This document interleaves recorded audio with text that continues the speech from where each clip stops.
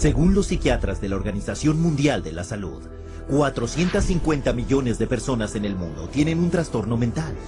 3 veces las poblaciones metropolitanas de Tokio, Nueva York, Los Ángeles, Londres, París, la Ciudad de México, Mumbai, Milán, Madrid, Toronto, Washington, Atenas, Melbourne, Hong Kong, Singapur, Roma y Berlín combinadas. ¿Hay realmente esta cantidad de enfermos mentales o es solo un caso de buen marketing?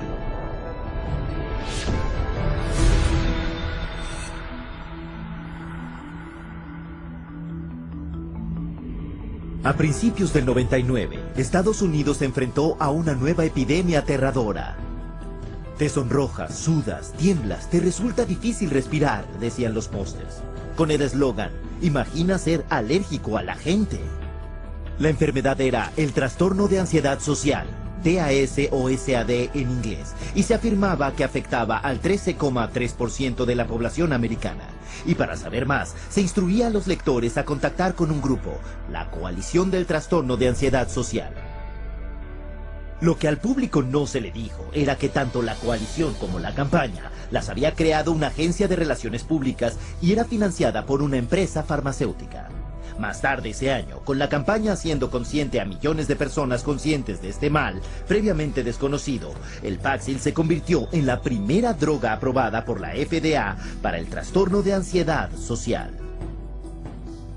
Psiquiatras como Jack Gorman, de la Universidad de Columbia, y Murray Stein, de la Universidad de California en San Diego, firmaron como los líderes para la campaña de Paxil. Y en 3 años, Paxil se disparó desde la 3ª posición en su clase a ser la primera. El director de producto de Paxil alardearía más tarde: el sueño de cada hombre de marketing es encontrar un mercado no identificado, desconocido y desarrollarlo. Eso es lo que pudimos hacer con el trastorno de ansiedad social.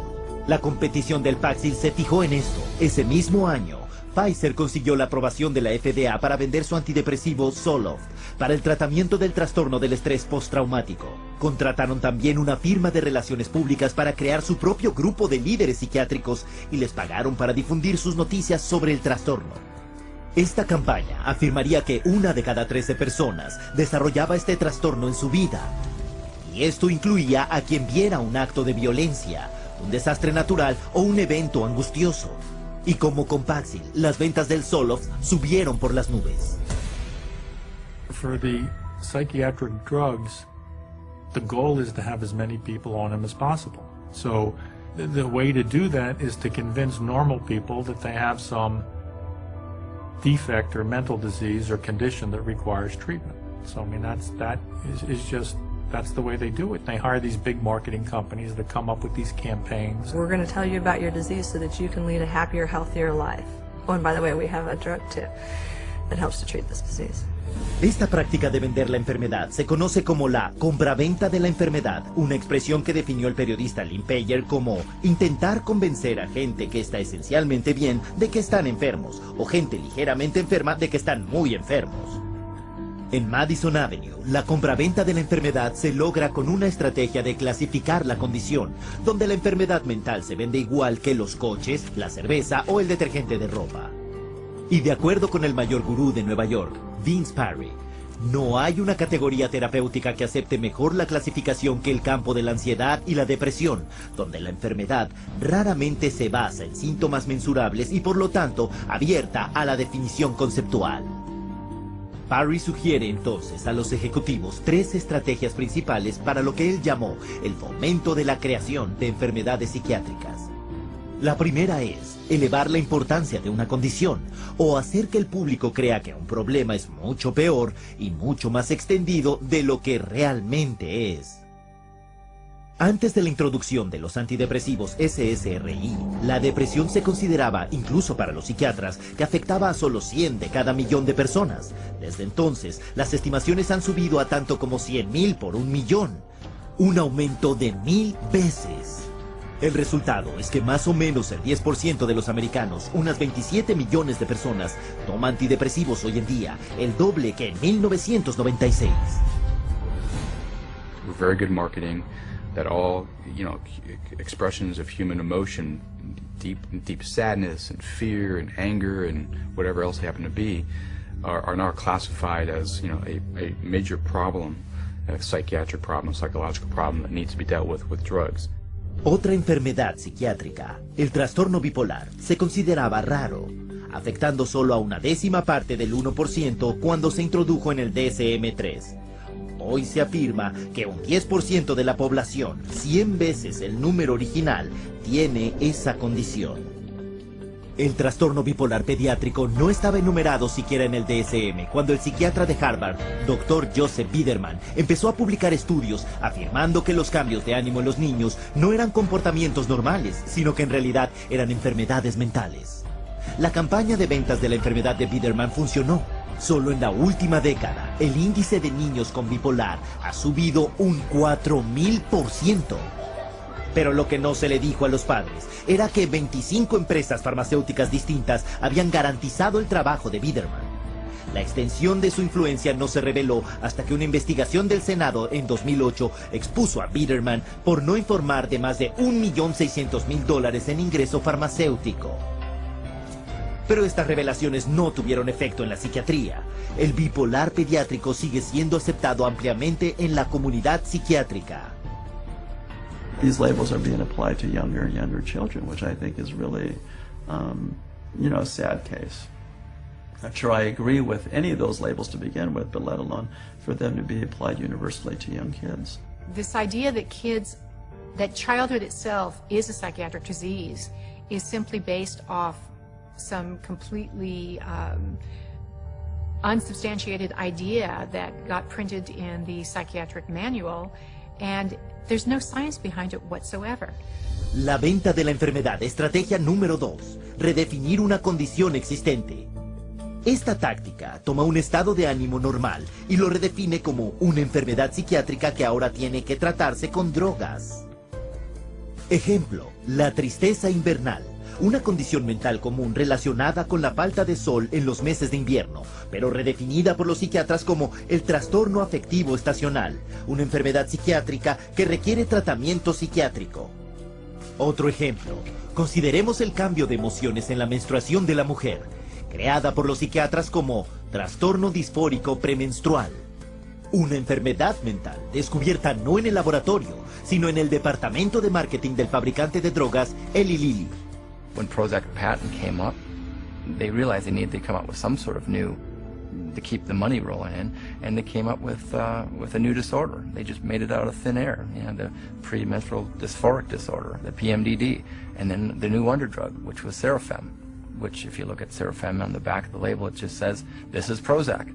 And they were able to keep that patent so that nobody else could make it, so that they could keep that money rolling in. Many of the drugs today are simply drugs repackaged. They're drugs that had a patent and now are generic, or now get called something else, or they decide now to use them for something else.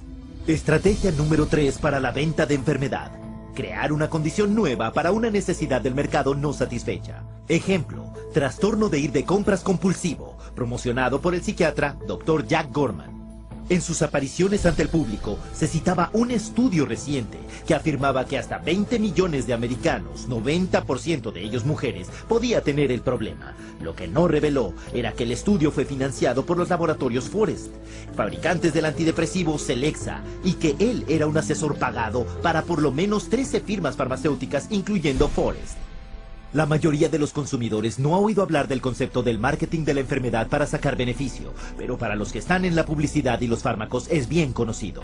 Un informe de 2005 de comprensión de la empresa Reuters para ejecutivos de compañías farmacéuticas observa que la capacidad de crear nuevos mercados de enfermedades aporta una cantidad indecible de miles de millones de ventas de fármacos, y que los próximos años presenciarán todavía más creación de enfermedad patrocinada por las corporaciones. If I can't get along with my husband, take a drug. If I'm feeling a little depressed, take a drug. If I can't study properly, take a drug. We've become a fast food, what I call a fast food, fast drug society. Uno podría entonces preguntar, ¿hay alguien cuestionando este aumento extremadamente cuestionable y científicamente no probado de diagnósticos mentales? En abril de 2006, el diario médico británico encontró sin querer, cuando publicaron un estudio pionero que anunciaba una enfermedad psiquiátrica recién descubierta, el trastorno de deficiencia motivacional o MODED. Se caracterizaba por letargo y una indisposición para trabajar. Se afirmó que Modet afectaba a millones. Pero cuando los medios de comunicación por todo el mundo transmitieron las noticias sin cuestionarlas, el diario dijo la verdad. El estudio era parte de la edición de su Día de los Inocentes. Pero el chiste demostró el punto. La venta de la enfermedad funciona. Incluso gente sin enfermedades mentales pueden ser consideradas en riesgo y que se les recomiende un tratamiento de drogas. Un estudio publicado en el diario de la Asociación Médica Americana instaba a todas las víctimas de ataques al corazón a tomar un antidepresivo para prevenir la depresión, estuvieran deprimidos o no. Luego se descubrió que los autores tenían una relación financiera no revelada con el fabricante del antidepresivo, Lexapro. El drogado preventivo es la onda del futuro. Como un experto dijo, por lo visto hay una cantidad de dinero ilimitada que ganar con el marketing farmacéutico de los remedios para las enfermedades, y todavía más de los remedios para reducir los factores de riesgo para la enfermedad. And of course, every time they come out with a new mental disorder, then they come out with a new drug to counteract it. At least to me, it seems like nothing more than a marketing ploy. There are certain executives in the pharmaceutical manufacturers that have stated that one day in America, every person will be on drugs, healthy or not. Con estas astutas campañas de ventas de la enfermedad, 100 millones de personas en el mundo están hoy en día tomando psicotrópicos. Y como resultado, la industria de los psicotrópicos está ganando más de $150,000 cada minuto. Un asesor del consumidor dijo, puedes vender cientos de millones de dólares de una droga, hasta una mala, si tienes la campaña de marketing correcta.